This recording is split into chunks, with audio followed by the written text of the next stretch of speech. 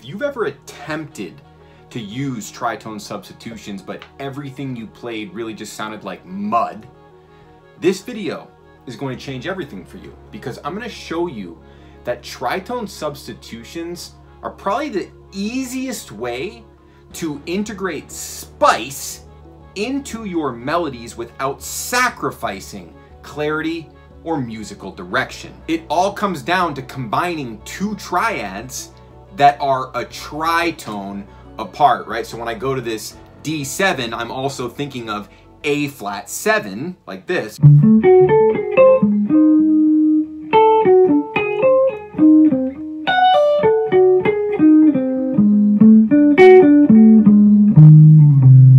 Those two sounds together are crystal clear clarity. They both imply the exact function, okay?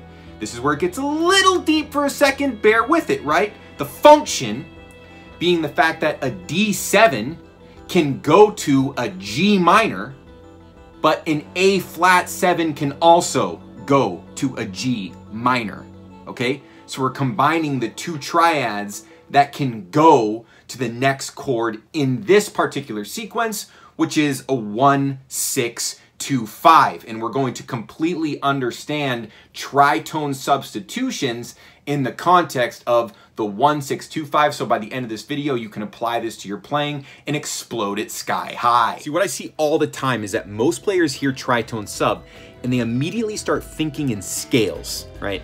They think, oh, if I'm substituting a G7 with a D flat 7, I guess I better play a D flat Lydian dominant or something like that. Right? Classic, right? But that's where everything falls apart, because once you start thinking in scales, you lose the clarity, okay? See, your melodic ideas start to smear together with all those scalar notes, right? The truth that you need to understand right here is that the power of a tritone sub does not come from any type of scale at all.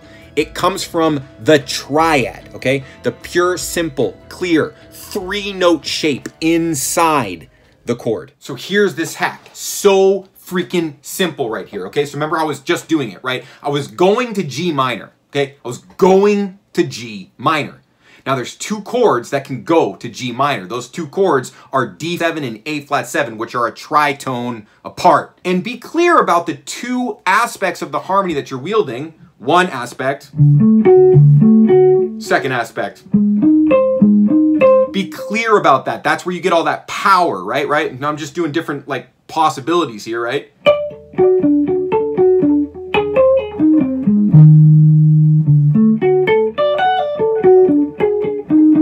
Those are just too good, okay? But here's the thing. I want to go to the G now. So now I need to practice resolving to the notes of the G minor, right? So from that D to A flat lick,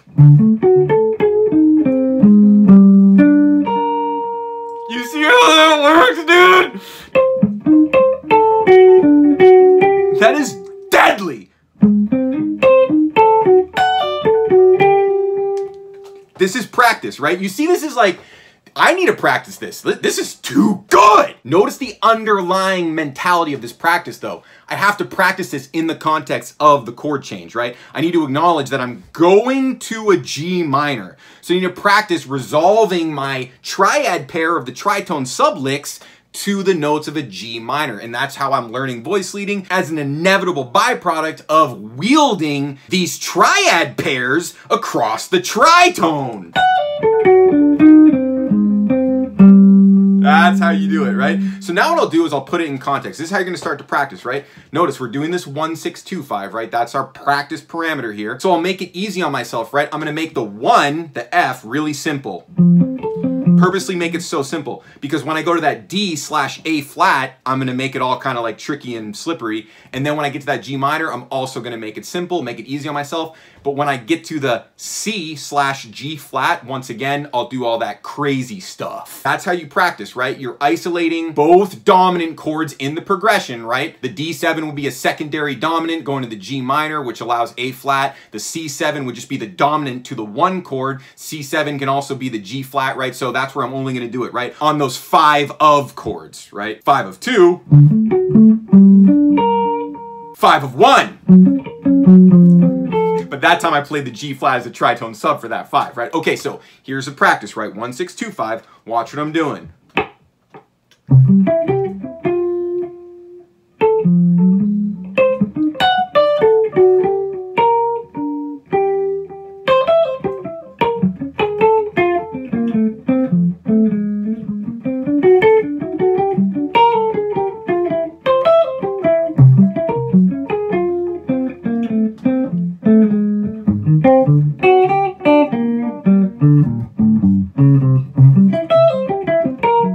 Leveraging the clarity of the triad. I'm not playing a D mixolydian, I'm not playing an A flat Lydian dominant, I'm playing a D triad and A flat triad, okay? For all you guys who are like, Man, there's a lot of groundwork I need to get to be able to use this. that's why I made the Intro to Fretboard Mastery. That is the free course that's gonna show you triadic fluency up and down the guitar neck. It's gonna get you started playing chord changes, simple chord changes at first, 5 to 1. It's easily the best possible foundation you could ever give yourself if you want to become a masterful improviser. And you want to understand everything that I'm talking about here and be able to wield it with the same simplicity that I'm applying in all of these demonstrations. Just get the Intro to Fretboard Mastery. That's going to be the first link in the description. Now, here's where things get deep, okay? So buckle up because this is about to take you on an absolute wormhole of realization, okay?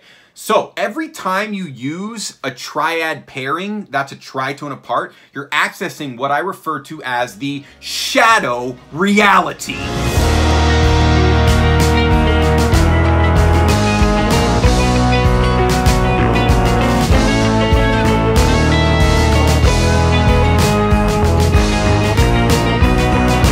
It's a version of this chord progression here that is functionally the same, but reveals a different side of it, right? So 1, 6, 2, 5.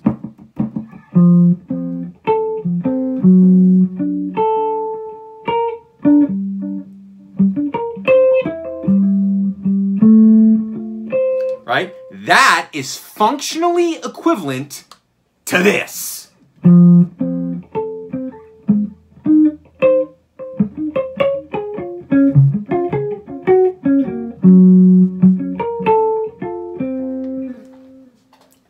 That is the Coltrane shadow reality. That is your introduction to shadow reality. See how it's connected? Let's explain this, okay? Buckle up. I know you're sick to your stomach. It's okay. You're gonna understand all this really quickly here, okay?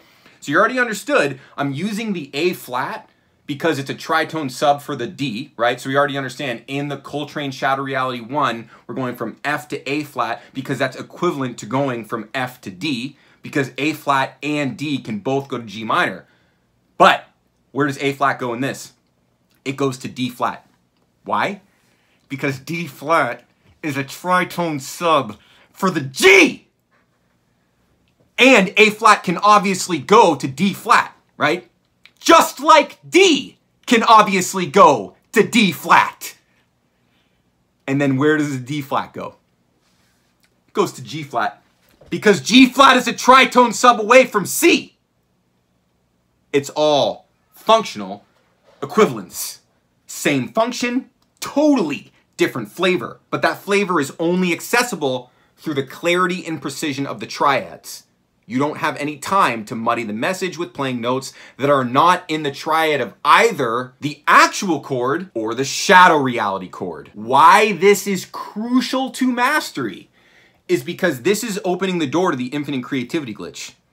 You're understanding that now every chord progression you've ever seen in your life has multiple sets of shadow realities on it. It's not just 1, 6, 2, 5 and then 1 flat 3, flat 6, flat 2. It's also 1 flat 3, 2, 5, or 1 flat 3, flat 6, 5, or 1, 6, flat 6, 5. Those are all functionally equivalent, but completely different.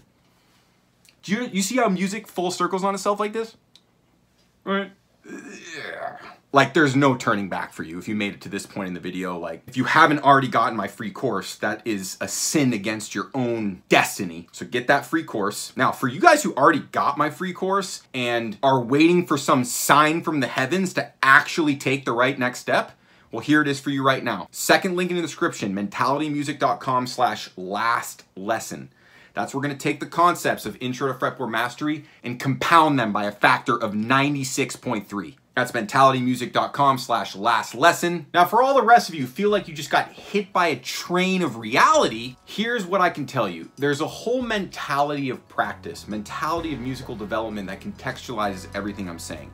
You know, when I make these videos, obviously I'm leaving out so many of the fundamental details because, you know, I don't have time to put them all in a video. Every concept that I talk about is presupposing all the concepts in the Intro to Fretboard Mastery. I purposely made that course so that everyone watching my channel has the resource to actually apply everything that I'm talking about, because I don't want to give you advice that you can't even use. I don't want to give you guidance that's completely useless to you. That's why the Intro to Fretboard Mastery is such a game changer course. If you take that course and you just watch all the videos I've made in the past 2 years, it's literally a freaking master's degree, right? Now, if you want to cut straight to the chase and you want to move really, really freaking fast to the top of Mount Everest, like actually mastering jazz, mastering improvisation, being able to apply the principles of improvisation and jazz to your own creative vision so you can access the infinite creativity glitch, I can help you achieve that literally in one lesson. That's why I have the last lesson you'll ever need. It comes with my entire Ultimate Jazz Blues Mastery course, which is 4.5 hours of material explaining the full depth of the blues, because this is a well-known understanding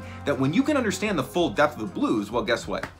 You fully unlocked improvisational fluency, because you can apply the same knowledge that the full depth of the blues teaches you to Falling Grace, or Giant Steps, or 16 Men of Tane. At the end of the day, the roadmap to mastery is this. It's the V scale. You need to learn all of these songs, or at least half of these songs, because only then will you actually understand what music is all about, okay? Jazz is the mastery mentality of music, and you can understand that by learning these tunes. Right? Now there's of course that whole skill set of playing chord changes, which is required for you to play any of these tunes, and that's what my channel is all about, right? I'm going to give you Intro to Fretboard Mastery, show you triads across the full range of the guitar, show you how to apply those to chord changes, and then from there you start picking off these tunes and start using them as compositional devices, which is a whole other rabbit hole. Anyway, I'm way past the time limit here. If this video was helpful, let me know in the comments. Tell me what you'd like me to make videos about in the future. Send this to all the ignorant people who are trying to figure this shit out, but feel discouraged because the internet is full of people who are just misleading you, right? And that's why my channel probably hits really hard for everyone who's still watching it, because I'm the only one actually saying this like simple, basic stuff. Get Intro to Fretboard Mastery right now. If you've already gotten it, get the last lesson you'll ever need right now. See you there.